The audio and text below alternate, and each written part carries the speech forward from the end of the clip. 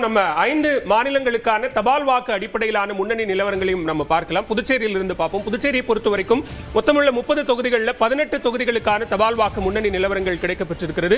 அதுல என்டிஏ 13 தொகுதிகளிலும், இந்தியா கூட்டணி 4 இடத்திலும், மற்ற கட்சி ஒரு இடத்திலும் முன்னணியில் இருப்பதை பார்க்கிறோம். தமிழ்நாட்டை பொறுத்த வரைக்கும் மொத்தமுள்ள 234 தொகுதிகளில் 41 தொகுதிகளுக்கான தபால் வாக்கு முன்னணி நிலவரங்களில் திமுக கூட்டணி 24 இடங்களிலும், அதிமுக கூட்டணி 15 இடங்களிலும், தாவேக 2 இடத்திலும் முன்னணியில் இருக்கிறது அப்படிங்கிறது பார்க்கிறோம். கேரளத்தை பொறுத்த வரைக்கும் மொத்தமுள்ள 140 தொகுதிகளில் எல்டிஎஃப் 41 இடங்கள், யூடிஎஃப் 41 இடங்கள், இதர என்டிஏ 2 இடங்களிலும், இதர கட்சி ஒரு இடத்திலும் முன்னணியில் இருக்கிறது அப்படிங்கிறத நம்ம பார்க்கிறோம்.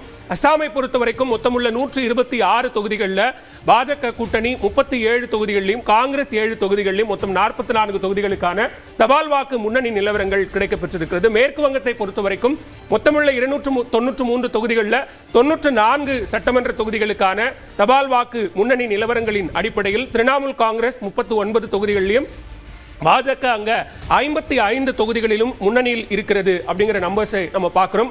தமிழ்நாட்டை பொறுத்த வரைக்கும் மொத்தமுள்ள 234 தொகுதிகளில் 46 தொகுதிகளுக்கான தற்போதைய தபால் வாக்கு முன்னணி நிலவரங்கள் கிடைக்கப்பெற்றிருக்கிறது. அதில் 28 தொகுதிகளில் திமுக கூட்டணியும், 16 தொகுதிகளில் அதிமுக கூட்டணியும், 2 இடத்தில் தாவேகவும் முன்னிலையில் இருக்கிறது அப்படிங்கிற நம்பர்ஸ் நம்ம பார்த்துட்டு இருக்கோம். இன்னும் சற்று நேரத்தில் மிகச்சரியாக 8 நிமிடங்கள் 8:30 மணிக்கு மின்னணு வாக்குப்பதிவு இயந்திரங்களில் பதிவான வாக்கு எண்ணிக்கை என்பது தொடங்கப்பட இருக்கிறது. அதே நேரத்தில் தபால் வாக்கு எண்ணிக்கை என்பதும் தொடர்ந்து நடைபெறும். அந்த தபால் வாக்கு எண்ணிக்கையிலான முடிவுகள் என்பது இவிஎம்மினுடைய கடைசி சுற்றுக்கு முந்தைய சுற்றில்தான் அது அறிவிக்கப்படும் அப்படிங்கிற அந்த நம்பர்ஸை நம்ம பார்த்துட்டு இருக்கோம். தொடர்ந்து தற்போது திருச்சி கிழக்கிலும் தபால் வாக்கு எண்ணிக்கையிலான அடிப்படையில் தாவேக தலைவர் விஜய் பின்னடைவை சந்தித்திருக்கிறார் அப்படிங்கிறத பார்க்கிறோம். இங்க 2 தொகுதிகளில் அவர் போட்டியிட்டு களம் காண்கிறார். ஒன்று பெரம்பூர், மற்றொன்று திருச்சி கிழக்கு.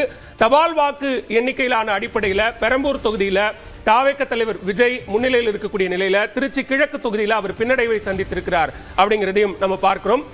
தபால் வாக்கு அடிப்படையிலான முன்னணி நிலவரங்கள் கிடைக்கப்பெற்றுக் கொண்டிருக்கிறது. அந்த வகையில் 2 தொகுதிகளில் தாவேக முன்னிலையில் இருக்கக்கூடிய நிலையில தான் போட்டியிட்ட 2இல் ஒன்றான திருச்சி கிழக்கு தொகுதியில் தாவேக தலைவர் விஜய் பின்னடைவை சந்தித்திருக்கிறார் அப்படிங்கிற ஒன்றையும் நாம் பார்த்துக் கொண்டிருக்கிறோம்.